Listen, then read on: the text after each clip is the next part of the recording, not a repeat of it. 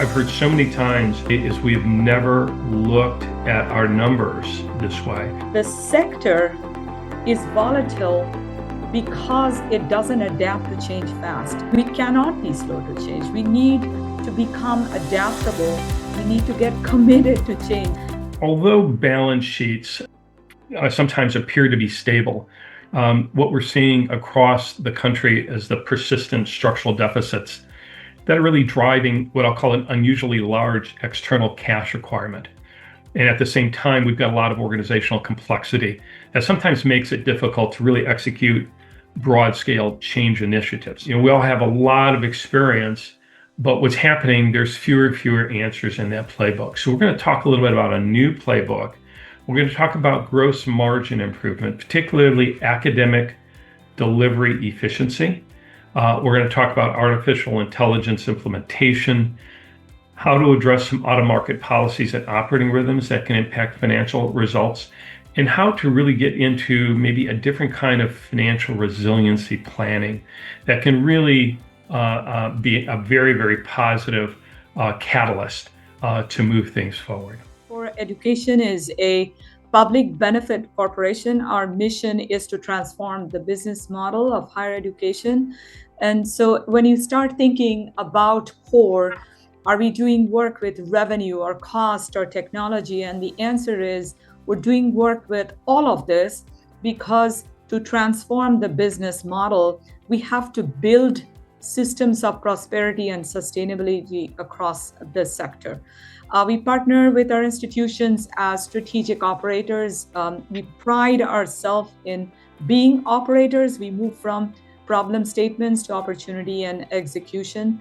The resources, the discipline, the operating leverage that is needed to achieve future state, that's what you're looking for. Think about us as the structure and operators of transformation, financial, digital, operational. One of the things that we've found in looking at literally more than 1,000 institutions and working with hundreds of institutions is there's a direct correlation between poor academic delivery margins and large structural deficits. So this is an area that when we think about how we can envision prosperity in a financial perspective, the academic delivery margin really becomes the central nervous system of the income statement. Why is artificial intelligence so important? So what's happening is the speed of innovation is really outpacing the speed of institutional adoption. It doesn't mean that all institutions are doing nothing.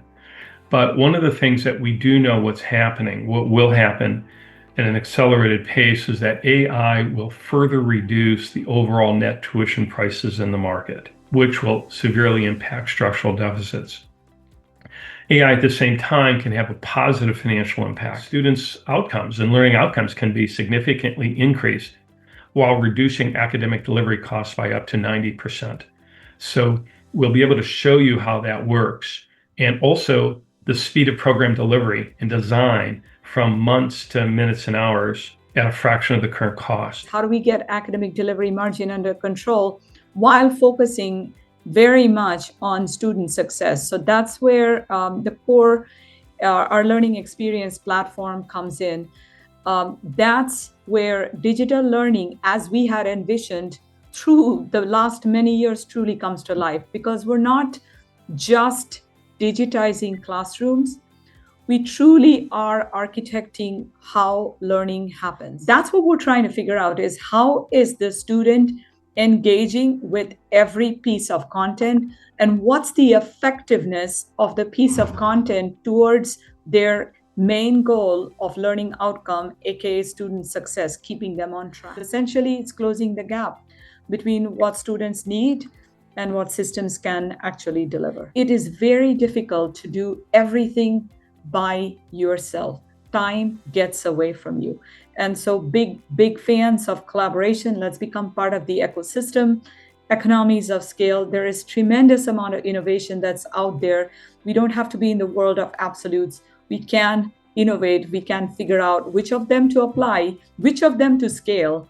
But pacing is very important. We're talking more and more with the board about their responsibilities for stepping up to support the administration.